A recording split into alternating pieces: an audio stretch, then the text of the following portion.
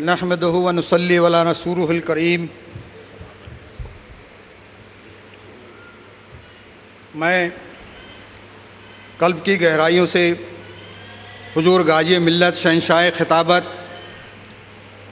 मसदर लुत्फ़ इनायत सरचश्मे रशद हिदायत सैयद शाह मोहम्मद हाशमी मियाँ अशरफ़ी जिलानी दामत बरकातहुमुल आलिया शहजादा हुजूर मुहद्दिस आज़म हिंद अलैहिर्रहमा व रिदवान, मैं हाज़िरीन मजलिस की तरफ से खैर मकदम करता हूँ, इस्तकबाल करता हूँ। आपकी शख्सियत फ़ज़्ल कमाल का सरचश्मा, अमले स्वालेह का उसवा हसना, माकुलात व मनकुलात में बहरे जरवार, सदाकत में सिद्दीक़ अकबर की यादगार, अदालत में सैयदना फ़ारूक़ आज़म के मजहर, सखावत में सैयदना उस्मान गनी के परतव, सुजात में हैदरी शमसीर, बाबा सैयद हाशिमी महराज पैगम्बर मोहम्मद साहब सल्लल्लाहु ताला अलैहि वसल्लम के वंशज हैं। हुजूर गाज़ी मिल्लत ने अपनी तमाम उम्र प्रेम, शांति, एकता तथा देशव्यापी भाईचारे के लिए दी है। उन्होंने बहुत से मुल्कों का दौरा कर इस्लाम एवं शांति का समाचार फैलाया है तथा कई आध्यात्मिक शिविर, कई संगोष्ठी, मल्टीफेथ स्टडी रिसर्च सेंटर द्वारा अपना संदेश दिया है ताकि लोगों को सच्चाई एवं दया के मार्ग पर चलाया जा सके। हजरत इंसानों को बराबरी, प्रेम तथा भाईचारे का पाठ पढ़ाते हैं।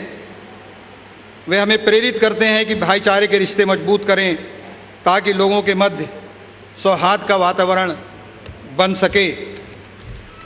हमारे हर दिल अजीज़ वज़ीर आला मोहतरम जनाब डॉक्टर रमन सिंह जी, दयावान, जन दर्शन में दुखियों की मदद करने वाले, हर वक्त सूबे छत्तीसगढ़ की फलाह व बहबूदी की तरक्की की सोच रखने वाले, जिनके मार्ग निर्देशन में उनके मंत्रिमंडल के सहयोग से आज मुस्लिम समाज, सिख समाज, ईसाई समाज एवं हर समाज अपने को पिछड़ा महसूस नहीं करता।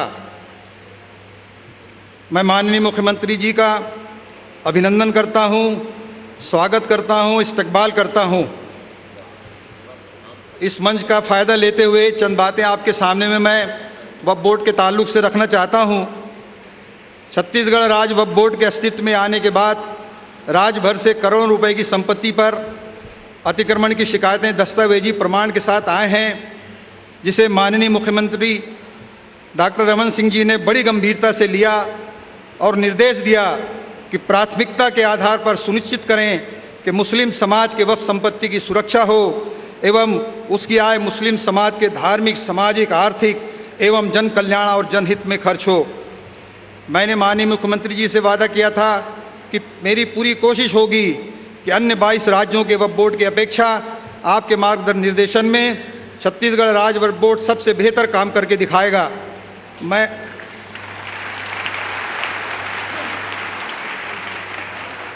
मैं आज माननीय मुख्यमंत्री जी को अवगत कराना चाहूँगा कि आपके मार्ग निर्देशन में राज्य में स्थित 2,500 करोड़ की वक्फ संपत्ति में से अधिकृत 1,000 करोड़ की संपत्ति चिन्हित करने का प्रारंभिक काम पूर्ण कर लिया गया है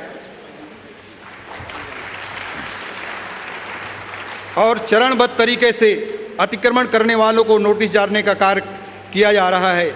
इसके पश्चात पूरे राज्य में मुहिम छेड़कर अवैध रूप से कब्जा की गई संपत्ति को मुक्त करवाया जाएगा। माननीय उच्च न्यायालय के समक्ष लंबित 200 करोड़ की संपत्ति के प्रकरणों में अपना पक्ष रखने की कार्यवाही भी की जा रही है। साथ ही औकाफ के रजिस्टर बनाने का काम भी पूरे जोर शोर से चालू है। विगत 3 माहों में वक्फ बोर्ड हेतु बजट में नया मद खोला गया। वजीर आला के हुक्म से विशेष सचिव श्री सुब्रत साहू साहब को वक्फ सर्वे कमिश्नर के रूप में नियुक्त करते हुए समस्त 16 जिला कलेक्टरों को अपने अपने जिले के लिए अतिरिक्त आयुक्त व अनुविभागीय दंडाधिकारी को सहायक आयुक्त नियुक्त किया गया है। इसके लिए मैं माननीय मुख्यमंत्री जी को समस्त मुस्लिम समाज की तरफ से शुक्रिया अदा करता हूं। इसके साथ साथ अब अवैध रूप से नाम हस्तांतरित की गई संपत्तियों की रजिस्ट्री कैंसिल करवाई जाएगी तथा पंजीयन रद्द कराए जाने की प्रक्रिया भी चरणबद्ध तरीके से आरंभ की जाएगी। बहुत जल्द हर जिले में जिला वक्फ समितियां गठित की जाएंगी ताकि वक्फ संपत्ति की देखरेख अच्छी तरह से हो सके। मस्जिदों के पूरे जमातियों की मौजूदगी में नई कमेटियों का गठन करने की कार्रवाई शुरू की जा चुकी है। प्रदेश में बहुत से कब्रिस्तान हैं जिनमें बाउंड्री वाल बनाया जाना है, अतः राज्य के समस्त मुतवल्लियों से बाउंड्री वाल बनाए जाने का प्रस्ताव मांगा गया है। इसके अलावा मस्जिदों के मुतवल्लियों से वक्फ की आय बढ़ाए जाने के उद्देश्य से वक्फ की खाली पड़ी ज़मीनों पर दुकान, कॉम्प्लेक्स, सामुदायिक भवन आदि के निर्माण का विस्तृत प्रस्ताव प्रोजेक्ट तैयार कर राज्य बजट को उपलब्ध कराने का निर्देश भी दिया गया है, जिसे इस हेतु सेंट्रल वक्फ बोर्ड और राज्य शासन से पैसा उपलब्ध करवाया जाएगा। जिलों का जल्द दौरा करके हर जिले एवं तहसील क्षेत्र में मुस्लिम समाज से सीधी वार्तालाप कर उनकी मस्जिद, दरगाह, मदरसा, कब्रिस्तान इत्यादि वक्फ संपत्ति से संबंधित समस्त समस्याओं का निराकरण की कार्रवाई कर माननीय मुख्यमंत्री जी को मैं स्वयं अवगत करवाऊंगा। जिलेवार अतिक्रमण हटाने के लिए एक टास्क फोर्स कमेटी गठित करने का प्रस्ताव मैंने माननीय मुख्यमंत्री जी के समक्ष रखा है। दोबारा मैं टास्क फोर्स के गठन का गंभीरता से विचार करने का अनुरोध मैं माननीय वजीर आला से करता हूं। उपरोक्त इन सारे प्रभावों से वक्फ बोर्ड बहुत जल्द अस्तित्व में आ सका है। निसंदेह ये सारा कार्य माननीय मुख्यमंत्री जी के तत्वाधान से संभव हो पाया है। यदि आपका संरक्षण हमें प्राप्त न होता तो मुस्लिम समुदाय के लिए अति आवश्यक माना जाने वाला वक्फ बोर्ड कभी अपने वजूद में नहीं आ पाता। पूरे भारतवर्ष में शासन की तत्परता व गति की यह एक बहुत बड़ी मिसाल है। इस पुनीत और नेक काम के लिए माननीय मुख्यमंत्री जी का मैं समस्त मुस्लिम समाज की तरफ से अभिनंदन करता हूं, उन्हें हार्दिक धन्यवाद देता हूं। चिंता हमें तब सताती है जब हमारे कार्य पूरे नहीं होते या कुशासन का चक्र हमें घेरे होता है। भारत के नंबर 1 मुख्यमंत्री के शासनकाल में मुस्लिम समाज चिंता मुक्त है। माननीय मुख्यमंत्री के शासनकाल में चिंता मुक्त सभी समाज की कल्पना करता हूं और इसकी प्रार्थना मैं तहे दिल से करता हूं। मैं एक शुक्रगुजार हूं हुजूर गाजी मिल्लत सैयद शाह मोहम्मद हाशमी मियां मद्दजिल्लहु आली का, जिनकी सरपरस्ती के चलते आज हम एक मोती की तरह एक कड़ी के रूप में हम सब आज जुड़ पाए हैं, जिनकी मिसाल सौहार्दपूर्ण वातावरण में नज़र आ रही है। मैं तहे दिल से एक बार फिर माननीय मुख्यमंत्री जी का इस्तकबाल करता हूं कि वो अपनी मसरूफियत के बाद भी यहाँ उपस्थित हुए। आज के सम्मेलन में उपस्थित सभी बुद्धिजीवी व गणमान्य व्यक्तियों का भी उनके आगमन एवं सहयोग के लिए मैं बहुत बहुत आभारी हूँ। मुहद्दिस आजम मिशन ब्रांच मौधापारा के ओहदेदारान और मेम्बरान का, सदर आरिफ एडवोकेट का, रज्जू भाई का, पाशा का, अब्बू भाई का, हमारे आदरणीय जनाब मुर्तजा जी वनक जी का, डॉक्टर सलीम राज का, इरफान गुड्डू का, मैं आप सभी लोगों का बहुत बहुत आभारी हूँ। बहुत बहुत शुक्रिया। वक्फ बोर्ड के चेयरमैन साहब ने अपने तमाम हालात आप लोगों के सामने रखे। इसमें दो राय नहीं कि वक्फ बोर्ड बने हुए चंद महीने हुए हैं और उसमें जिस तरह से कार्रवाई हुई है और हुकूमत ने जिस तरह साथ दिया है, वक्फ बोर्ड, सर्वे कमिश्नर, स्टेट और तमाम अधिकारी और ऑफिस, इस सिलसिले में शासन की तरफ से जो हमारी मदद मिल रही है उसके लिए मुख्यमंत्री साहब का हम जितना शुक्रिया अदा करें कम है। और अब बिला किसी ताख़ीर के जिसके लिए आप आए हुए हैं, जिन्होंने पूरी दुनिया में इस्लाम को प्रचार प्रसार कर रहे हैं, बिला ताख़ीर मैं हुजूर को आवाज़ दूंगा। हज़रत तशरीफ़ ला हुजूर गाज़ी मिल्लत और अपने बयानात, अपने ख़यालात और इस्लाम के प्रचार प्रसार के बारे में अपने गैरों के बीच में किस तरह से वाणी को रखा जाता है उसका पूरा इजहार करते हुए हज़रत के ख़यालात का इजहार फरमाएँ। अब बिला किसी ताख़ीर में हज़रत का आवाज़ हज़रत तशरीफ़ लाएँ और अपने ख़यालात का इजहार फरमाएँ। नहमदुहु व नसल्ली अला रसूलिहिल करीम। मैं शुरू करता हूँ, प्रारंभ करता हूँ उस ईश्वर के नाम से समस्त प्रशंसाएँ जिसके लिए हैं और वो संपूर्ण जगत का पालनहार है और उसके शांति संदेश के फैलाने वाले आखिरी पैगंबर को दरूद व सलाम हो, जिन्होंने मानव जात का मार्गदर्शन करके विश्व शांति, आत्म शांति और समाज में मानव जात के अंदर शांति की स्थापना की है। अभी मुतवल्ली साहब माननीय मुख्यमंत्री के किए हुए कुछ कार्यों का विश्लेषण आपके सामने रख रहे थे और मैं बहुत हैरत से सुन रहा था।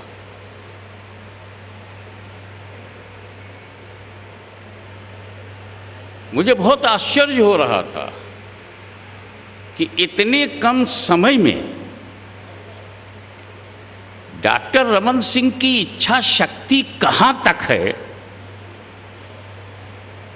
कि उन्होंने नेग्लेक्टेड प्रॉब्लम्स, पीछे छोड़े जाने वाली समस्याएं जो जटिल होती जा रही थी, कितनी सरलता से उनका समाधान निकाला। भारत में प्रधानमंत्री तो एक ही होता है, चाहे जैसा होता है, लेकिन मुख्यमंत्री कई होते हैं। इसलिए हम भारत के प्रधानमंत्री का मौजूदा प्रधानमंत्री से मुकाबला नहीं कर सकते, क्योंकि प्रधानमंत्री केवल एक ही है। लेकिन मुख्यमंत्री का एक ही समय में जब दूसरे मुख्यमंत्रियों से तुलना किया जाए तो फर्क बहुत साफ दिखाई देता है। मेरी दुआ है कि ये इतने स्वस्थ रहें और अपने राजधर्म के पालन में कभी विचलित न हो, कर्तव्य पालन, इच्छा शक्ति और सही मार्ग पर चलते रहें, ताकि कोई भी गुरु और कोई भी आध्यात्मिक व्यक्ति इनसे ये न कहे जो कभी अर्जुन से श्री कृष्ण को कहना पड़ा था।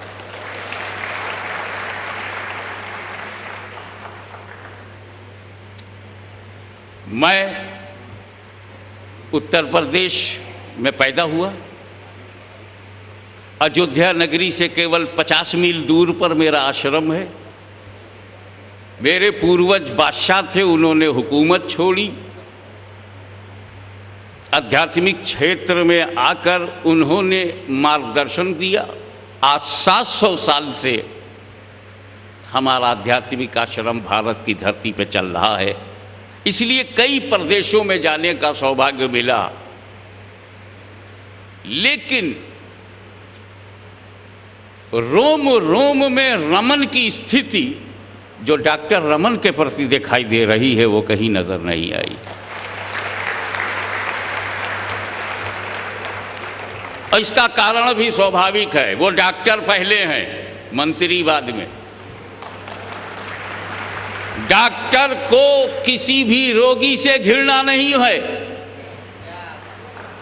वो रोग का शत्रु होता है, रोगी का नहीं। तो आज छत्तीसगढ़ में जितने रोग हैं उसे डॉक्टर नहीं हटाएगा तो क्या कोई मास्टर हटाएगा?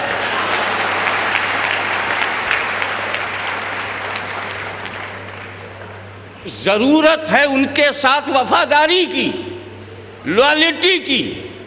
सिर्फ राजनीति में अपना स्वार्थ सिद्ध करने के लिए डॉक्टर साहब के पास बैठने में कोई फायदा नहीं। आप स्वयं अपने हित को साधने के बजाय जनहित के लिए मैदान में आइए, तब देखिए डॉक्टर रमन की सूरत क्या नजर आती है। मैं मुतवल्ली साहब से भी उनका धर्मगुरु होने के नाते भी आदेश है कि ईमानदारी के साथ, ईमानदार के साथ बड़ी ईमानदारी के साथ रहिए, ताकि डायग्नोसिस भी सही रहे और मेडिसिन भी सही रहे। कभी ऐसा होता है कि डायग्नोसिस तो सही है लेकिन मेडिसिन ज़रा उल्टी सीधी हो गई और रिएक्शन हो गया। कभी कभी मेडिसिन तो सही है लेकिन डायग्नोसिस गलत है। लेकिन ये छत्तीसगढ़ का सौभाग्य है कि मुख्यमंत्री वो मिला है जो रोग को भी जानता है और रोग निवारण को भी जानता है। वरना वक्फ बोर्ड उस मरे हुए बोर्ड का नाम है जिसका अंतिम संस्कार होना बाकी था। जायदादें लूटी जा चुकी थी, उसको बेचा जा चुका था, उसे खाया जा चुका था, बस सिर्फ उसका अंतिम संस्कार नहीं हुआ था, वो सिर्फ कब्र में अभी डाला नहीं गया था, अभी वो निर्जीव लग रहा था। डॉक्टर रमन उसमें नई जीव नहीं डालेंगे तो क्या कोई रोगी डालेगा? मैं दुआ ही दे सकता हूँ, क्योंकि मेरी झोली में उनके लिए दुआ के सिवा कुछ भी नहीं है। मेरा आशीर्वाद ही उनको मिल सकता है, क्योंकि मेरे पास आशीर्वाद देने के सिवा उनके योग्य कुछ भी नहीं है। लेकिन मैं चाहूँगा कि जिन लोगों ने एक गढ़ नहीं संभाल पाए, बहुत सारे राजा महाराजा का इतिहास मैंने पढ़ा है, एक गढ़ उनसे नहीं संभला, ये छत्तीसगढ़ संभाले बैठे हैं। छत्तीसगढ़ संभालना क्षमता चाहिए और खुदा की कृपा चाहिए। सृष्टि के रचयिता का ब्लेसिंग के बगैर ये संभव नहीं है। जन सेवा महान सेवा, खिदमत खल्क बहुत बड़ी इबादत है। बिला तफरीक मजहब व मिल्लत, irrespective of religion, caste and creeds, you must love every creation of creator। आपको सृष्टि की समस्त रचनाओं को रचयिता की मोहब्बत में मोहब्बत करना चाहिए। अब आप देखिए, ये चिंतन, आध्यात्मिक चिंतन सम्मेलन क्यों? वैज्ञानिक चिंतन से हमें धरती में छुपी हुई वास्तविकताओं का ज्ञान होता है। वैज्ञानिक चिंतन से हमें आसमानों पर समस्त चीज़ों की हकीकत मालूम होती है।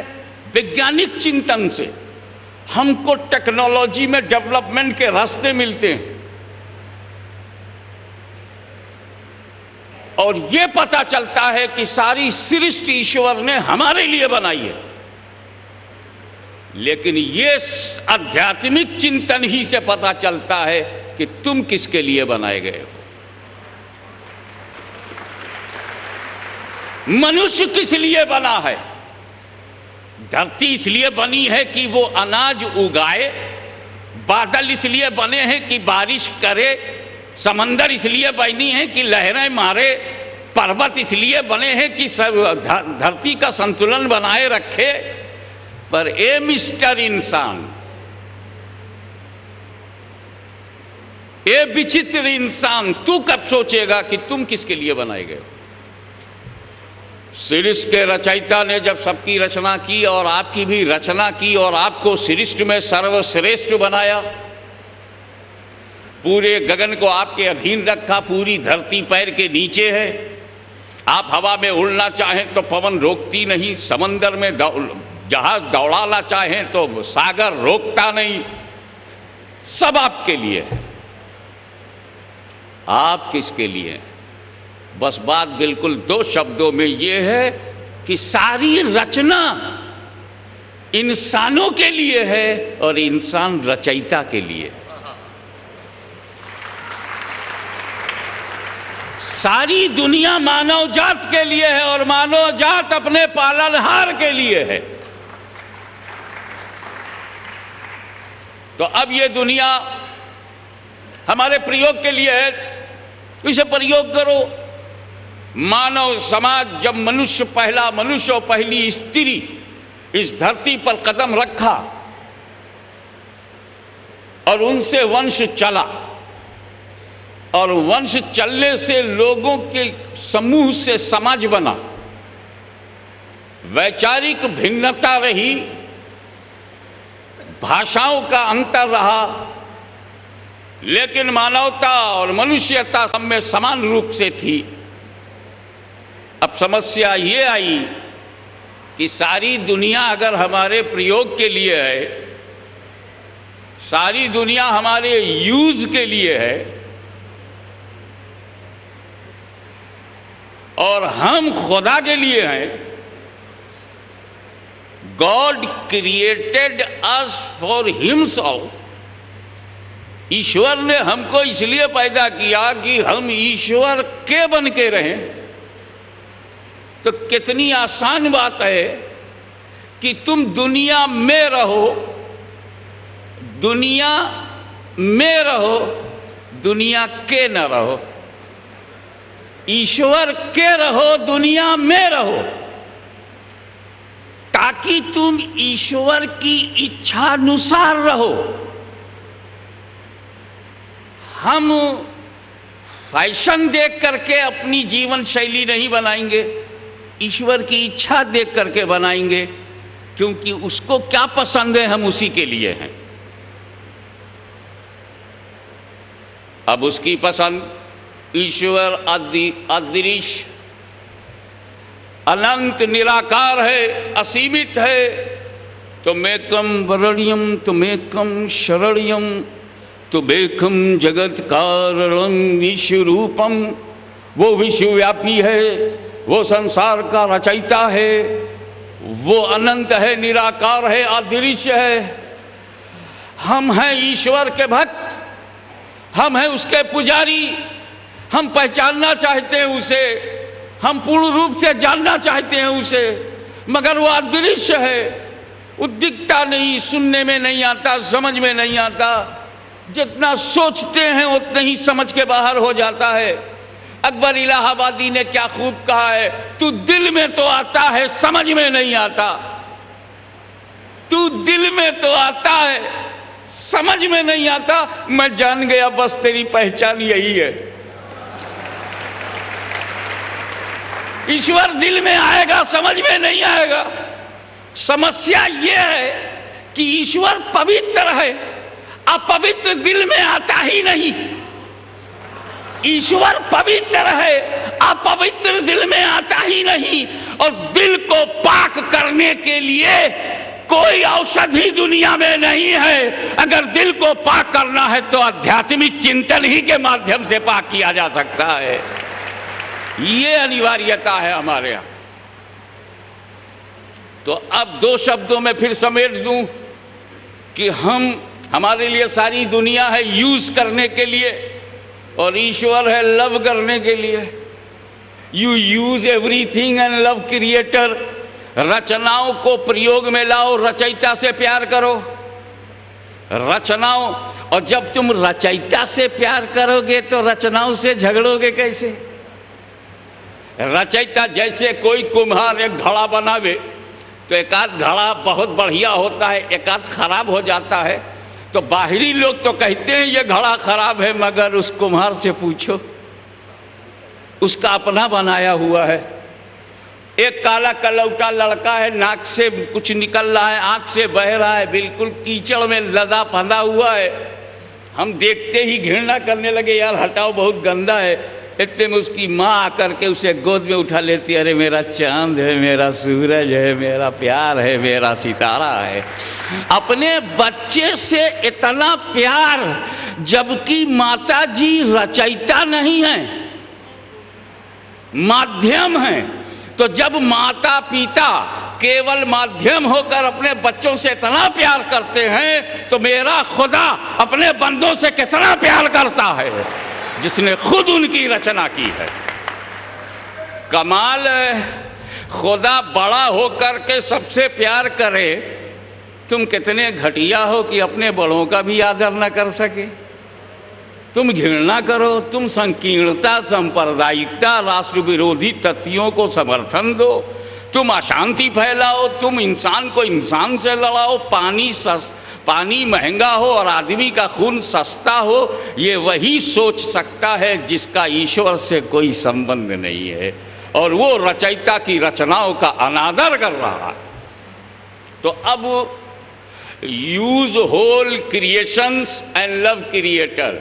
हमारी समस्या यही है कि हमें दुनिया की चीज़ों को यूज करना था, प्रयोग करना था, हम प्यार करने लगे। हमें चीज़ों को प्रयोग करना था, हम प्यार करने लगे। प्यार ने हमें अंधा बना दिया और हम स्तर से गिर गए। हमें प्यार करना था बनाने वाले से और इस्तेमाल करना था बनी हुई चीज़ों को। हम बनी हुई चीज़ों से प्यार करने लगे और बनाने वाले को प्रयोग करने लगे।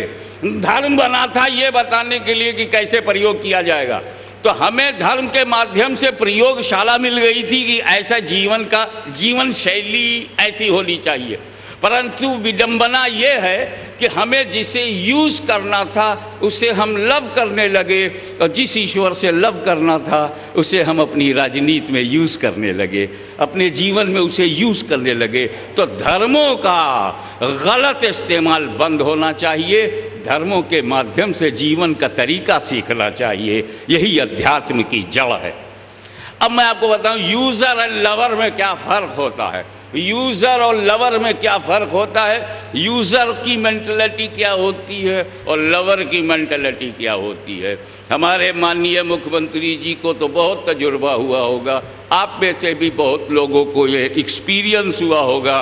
रायपुर से कभी दिल्ली गए हों बाई प्लेन, या कभी बम्बई गए हों, या विदेश यात्रा किया हो, तो ऐसा होता है कि वो जम्बू जेट अरबों खरबों रुपए का एक जहाज़ है, अरब लाख और करोड़ में नहीं, अरबों खरबों का वो एक जहाज़ है, और दिल्ली से वाशिंगटन जा रहा है, उसी में लोग बैठे हुए हैं।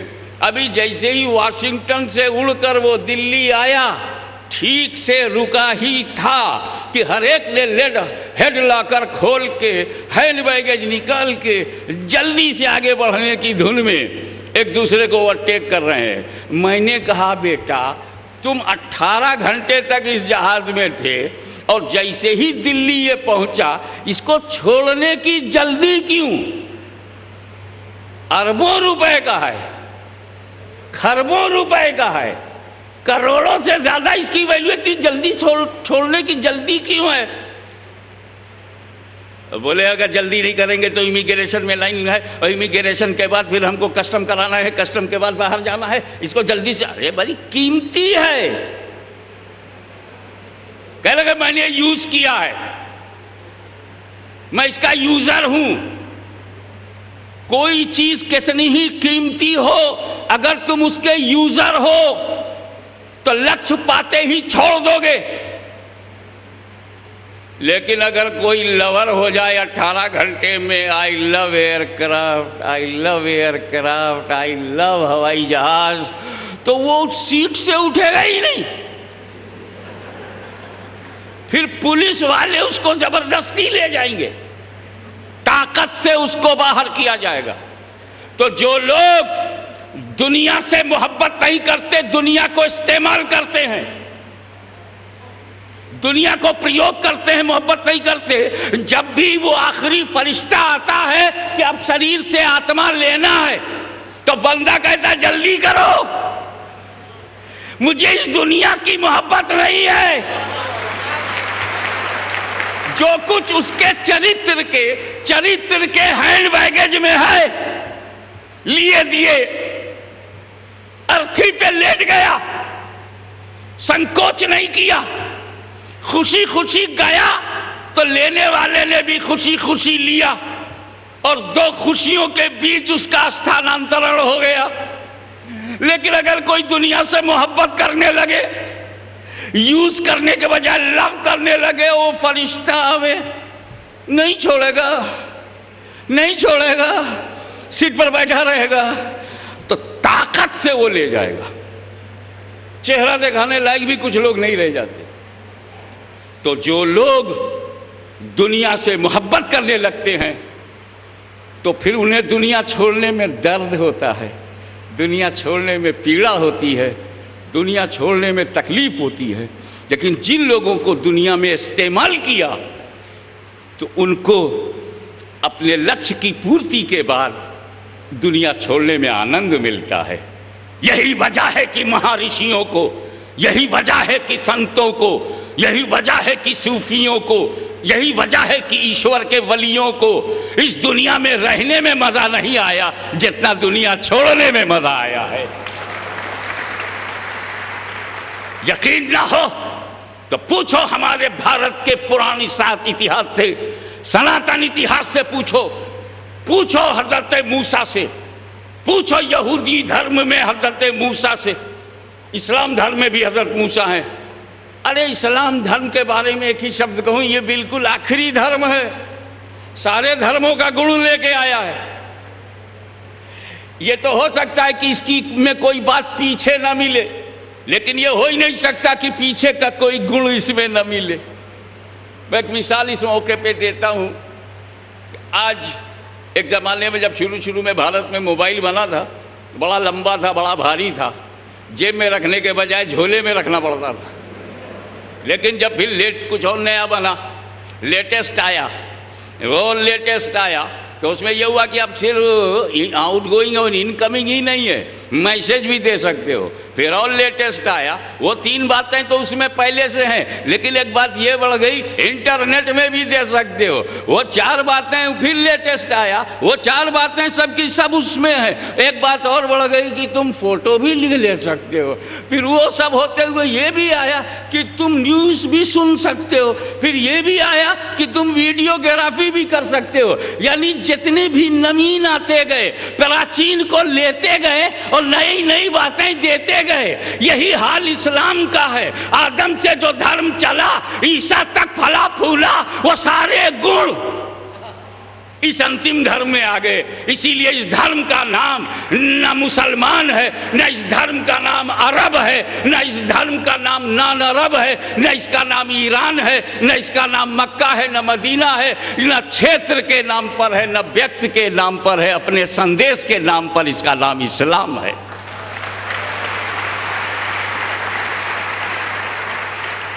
इस्लाम का 2 ही अर्थ है और इससे ज़्यादा बोलना बेअर्थ है। मैं कठ मोल्लाओं की बात नहीं करता, जो मोल्ला कम है और कठ ज़्यादा है। मैं उनकी बात करता हूँ जिनको अपने एक एक शब्द पर अपने ईश्वर की गवाही का विश्वास है कि कोई एक शब्द भी गलत मुंह से न निकले, क्योंकि मैं आपके लिए यहाँ नहीं खड़ा हूँ, उसी के लिए खड़ा हुआ हूँ जिसने मुझे बनाया है।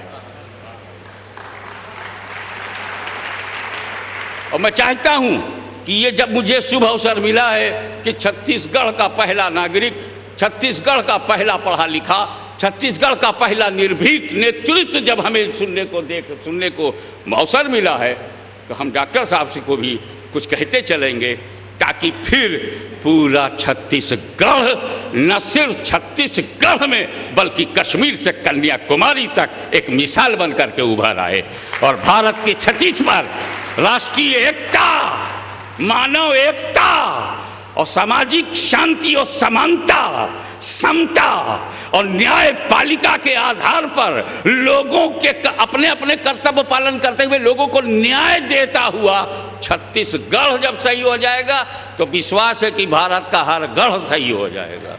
पहले 36 तो सही हो, फिर कोई उस तूफान को नहीं रोक पाएगा। इस्लाम का 2 ही अर्थ है। ईश्वर जो सृष्टि का रचयिता है, हमारा तुम्हारा हिंदू, मुस्लिम, सिख, ईसाई, जैनिस, बुद्धिस्ट, अरे जो ईश्वर को माने उसका भी और जो ना माने, आस्तिक हो उसका भी वो रचयिता है, अगर कोई नास्तिक हो जाए उसका भी वही रचयिता है। तो रचयिता के समक्ष आत्मसमर्पण, सृष्टि के रचयिता के समक्ष, ईश्वर के समक्ष आत्मसमर्पण और शांति का नाम इस्लाम। यही वजह है कि जब इस्लाम भारत में आया तो कोई उत्तेजना नहीं पैदा हुई, क्योंकि इस्लाम आया था, राजनीति नहीं, सत्ता लोभी नहीं, कुर्सी के पुजारी नहीं आए थे बाहर से, इस्लाम आया था, ख्वाजा गरीब नवाज लेके आए थे, महबूब इलाही इस्लाम लाए। एक बात सब शब्दों में कह दूं, ये इतिहास में जितने मुसलमानों के नाम है, बाबर, हुमायूं, अकबर, जहांगीर, बलबन, खिलजी, जलालुद्दीन, ये जितने नाम हैं ये सब जमीन के लालची थे, ये जमीन के लिए आए थे। ये मेरा ख्वाजा है जो दीन के लिए आया था।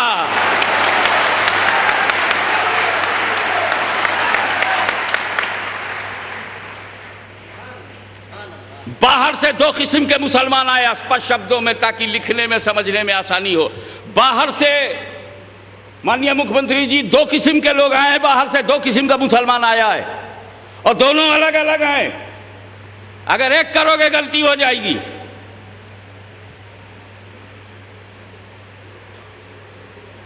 हमारा न्याय, हमारा इतिहास, हमारा स्वभाव, हमारी संस्कृति इस बात की इजाजत नहीं देती कि हम दुर्योधन और अर्जुन को एक करें। हमारी संस्कृति इस बात की भी इजाजत नहीं देती कि मर्यादा पुरुषोत्तम राम को हिंदू मान्यताओं के अनुसार मर्यादा पुरुषोत्तम को रावण से मिला के देखा जाए, रावण चरित्र अलग है, रामचरित्र अलग है। उसी तरह ज़हीरुद्दीन का चरित्र अलग है, ख्वाजा मोइनुद्दीन का चरित्र अलग है।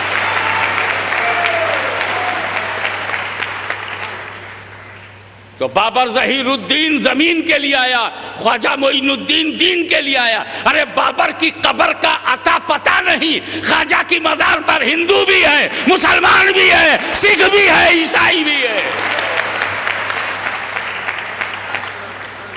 अब ये झूठ बोलना बंद किया जाए, हमारे प्यार को जख्मी न किया जाए, हमारे विश्वास को जख्मी न किया जाए। भारत में अगर 15 करोड़ 20 करोड़, मैं कोई ठेका नहीं लिया हूं कितनी तादाद में है, लेकिन जितने करोड़ भी हैं वो सब सूफी औलिया बुजुर्गान दीन के मानने वाले हैं। अब अगर उसमें 2% सऊदी अरबिया की उन्माद से,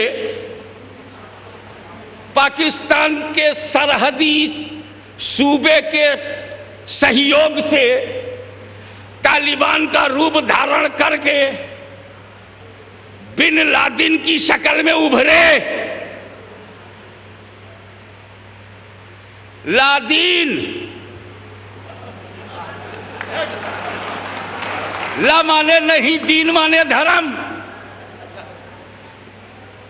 ये अरबी में ला कहते, ला इलाहा, कोई ईश्वर नहीं, ला माने नहीं, ला दीन, जहां दीन ही ना हो। अरे वो अमेरिका का बनाया हुआ था, अमेरिका लड़ रहा था, हमसे तुमसे क्या मतलब।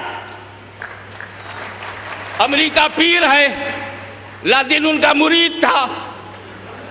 अब पीर और मुरीद में झगड़ा है तो भारत तो चुपचाप देख रहा है, क्योंकि यहां भारत जो है वो धर्म प्रधान, भक्ति प्रधान देश है। यहां अधर्मियों को रहने तो दिया जाएगा मगर ज्यादा सहने नहीं दिया जाएगा। हम अपनी इस एकता को कोई दांव नहीं लगाएंगे, एकता को दांव पे नहीं लगाएंगे। कुर्सी रहे न रहे मगर भारत का मान रहे, उसका सम्मान रहे। ये तो किसी कीमत पे इसका सौदा नहीं होगा। तो ये आक्रमणकारी जमीन के लिए। एक बात और, बाबर ज़हीरुद्दीन जब आया तो सबसे पहले मुसलमानों से लड़ा, इब्राहिम लोदी से, इस्लाम के लिए आया था। फिर राणा सांगा की दोस्ती तोड़ के उन्हीं से लड़ गया। तो जमीन के लिए जो लोग आते हैं वो हथियार लेके आते हैं। बाबर जब भारत में जमीन के लिए आया तो हथियार लेके आया, तोपखाना लेके आया, तलवार लेके आया। और जब ख्वाजा मोइनुद्दीन भारत में इस्लाम लेकर के आए तो न हथियार है, न तलवार है, न तोपखाना है, सिर्फ अपना चरित्र लेके आ रहा है। तो भारत का इस्लाम बाबर की तलवार से नहीं, ख्वाजा मोइनुद्दीन के किरदार से फैला है।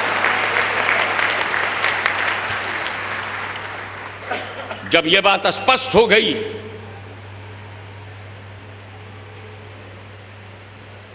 इस्लाम शांति का नाम है और शांति में और आतंकवाद में कभी मुलाकात नहीं हो सकती। हां, हर धर्म में जब वो करोड़ों में होता है तो कुछ लोग सर फिरे होते हैं जो अपने अस्तित्व को मनवाने के लिए संगठन के माध्यम से उग्रवादी बनाते हैं। जैसा कि तालिबान का एक संगठन बना और वो उग्रवादी बने। मैं स्पष्ट शब्दों में कह सकता हूं कि भारत में कश्मीर से कन्याकुमारी तक सबसे ज़्यादा बहुसंख्यक जो है वो सुन्नी मुसलमान हैं, उसके बाद शिया मुसलमान हैं, उसके बाद ये हैं। ये ने गड़बड़ फैला रहे हैं। अगर इनको सऊदिया के रियाल पे घमंड है तो हम भारतीयों को मोहम्मद की आल पे घमंड है।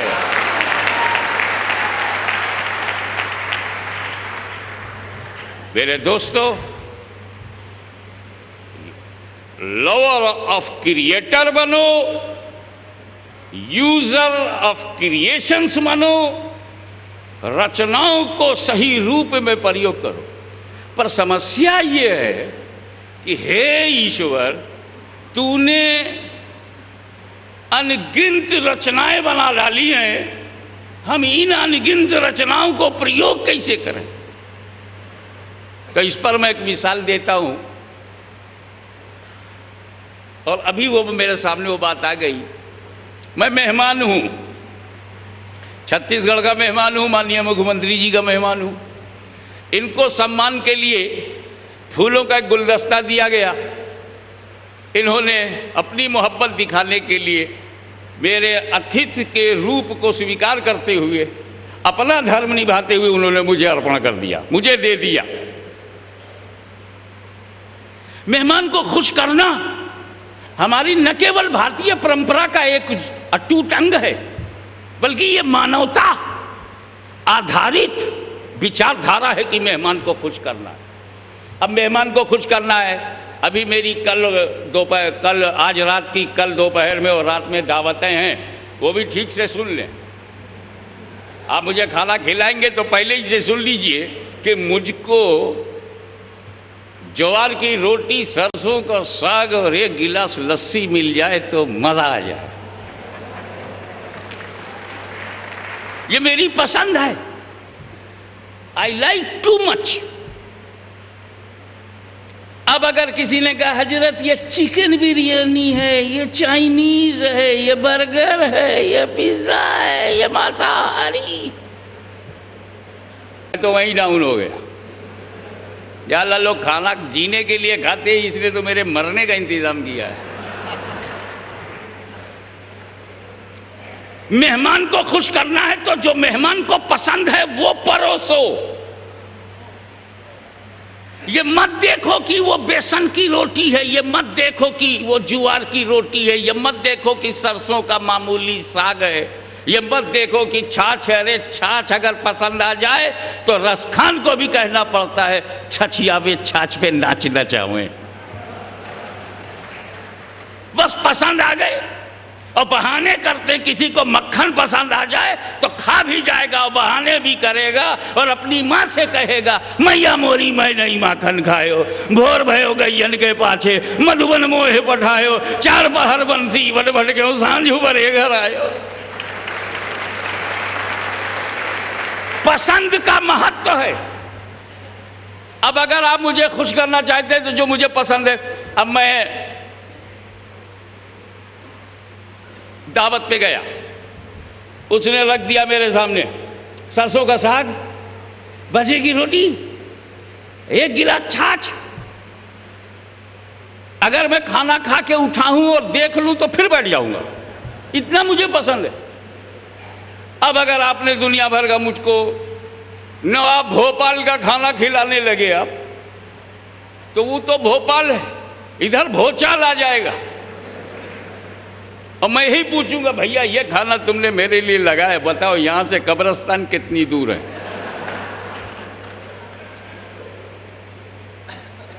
तो मेहमान को खुश करना है तो मेहमान की पसंद जानना जरूरी है।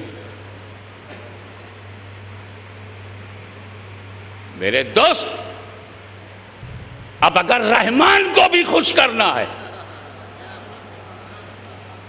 अगर ईश्वर को भी खुश करना है, तो अपनी पसंद का मत परोसो, उसी की पसंद को मालूम करो।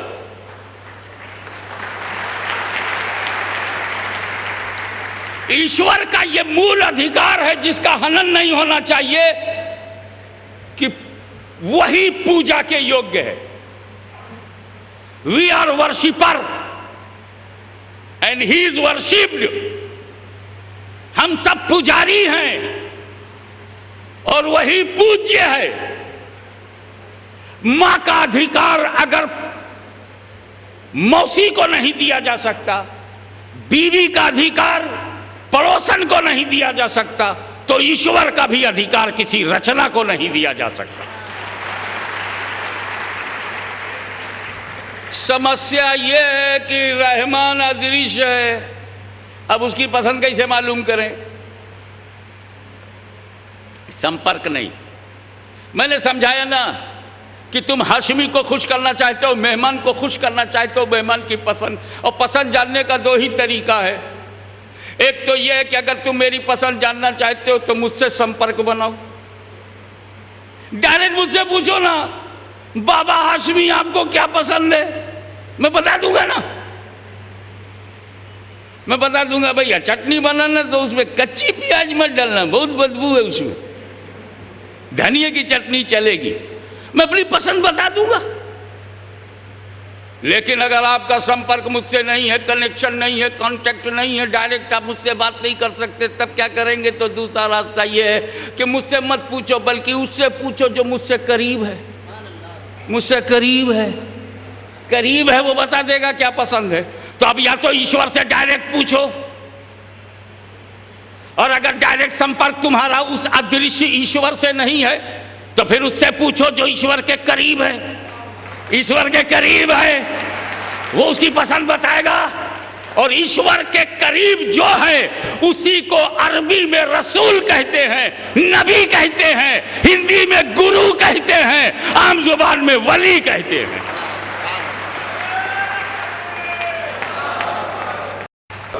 छत्तीसगढ़ के 2 करोड़ जनता की ओर से स्वागत करूं, अभिनंदन करूं आपके आगमन के लिए।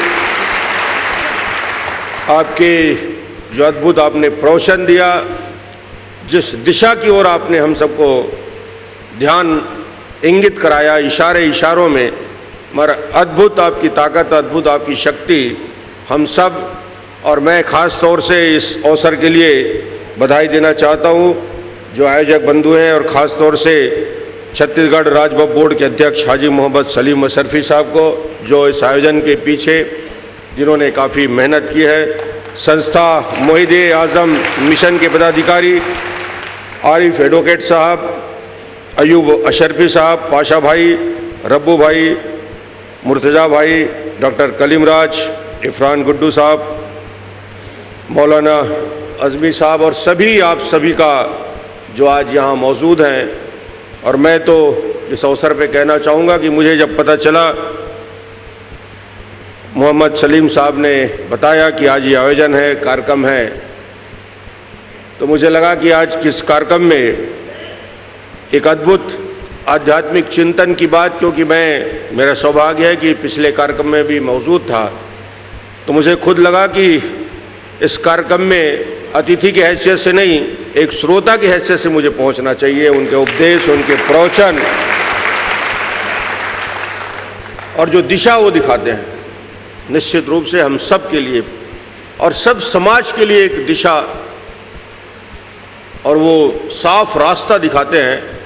और उन्होंने कहा कि शांति के लिए, सद्भावना के लिए, प्रेम के लिए इस्लाम का क्या दायित्व है, और हम सब मिलके उस शांति के लिए, सद्भावना के लिए।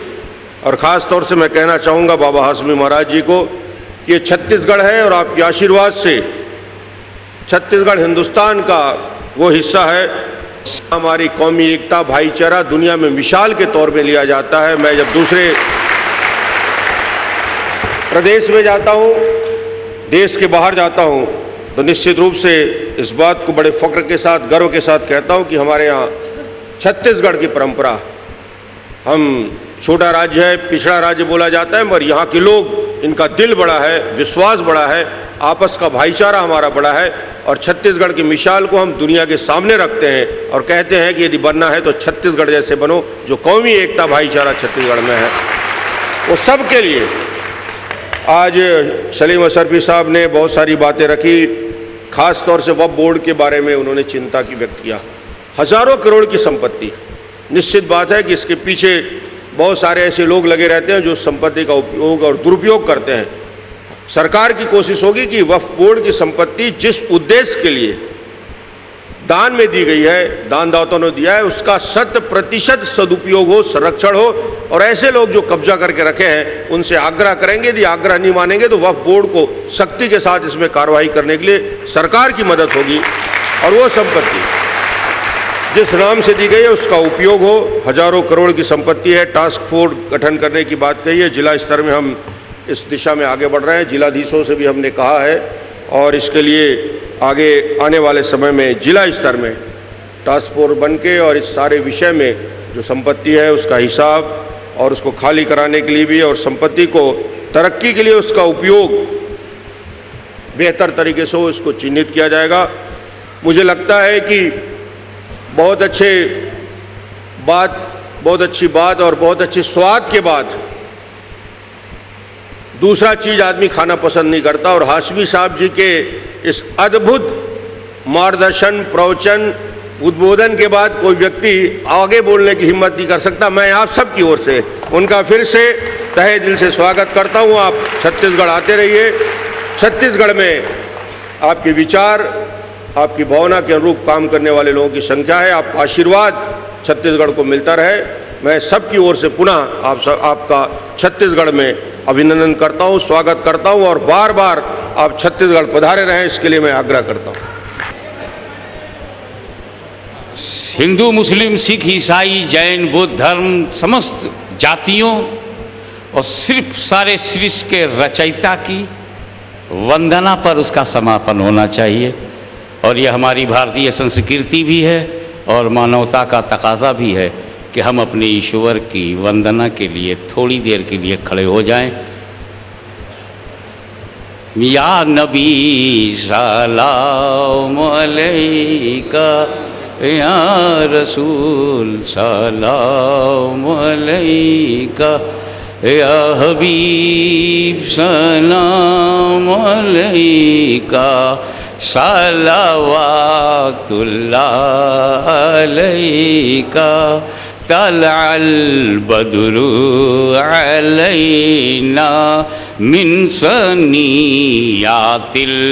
वदाई वजबत शुक्रो अलैना मादा लिल्लाहि दाई या नबी सलाम अलैका, या रसूल सलाम अलैका, या हबीब सलाम अलैका, सलावतुल्लाह अलैका। आइए प्रार्थना के लिए हाथ उठाते। हे ईश्वर, तेरी समस्त रचनाएं हैं और उन रचनाओं में जो सर्वश्रेष्ठ रचनाएं हैं उनके सम्मान की हमें शक्ति दे। मालिक व मौला, मानव समाज में शांति की स्थापना, विश्व शांति, मन की शांति, आत्मा का शुद्धिकरण और मानसिकता में पवित्रता दे दे। हे मालिक, हमें एक बना दे, हम सबको नेक बना दे, हमारे दिलों से कुकर्मों को निकाल दे। सांप्रदायिकता, संकीर्णता, जातीयता, क्षेत्रीयता, एक दूसरे के प्रति घृणा जैसे रोगों को निकालकर हमें आपस में मेल, मोहब्बत, भाईचारा, विश्वास, एक दूसरे के प्रति समर्पित होने की कोशिश की और ताकत दे दे। मालिक व मौला, जो लोग, हे ईश्वर, हे खुदा, जो लोग तेरी रचनाओं की सेवा में समर्पित हैं अपने अपने साधन से, उनके इल्म में, उम्र में, आयु में बरकत अता फरमा। जो लोग यहाँ आए हैं उनकी कोई जायज़ इच्छा हो तो हे ईश्वर उसे आज ही पूरी कर दे। वसल्लल्लाहु तआला अला खैरि खल्क़िही व नूरि अर्शिही मुहम्मदिन व आलिही व अस्हाबिही अजमईन बरहमतिका। एक बार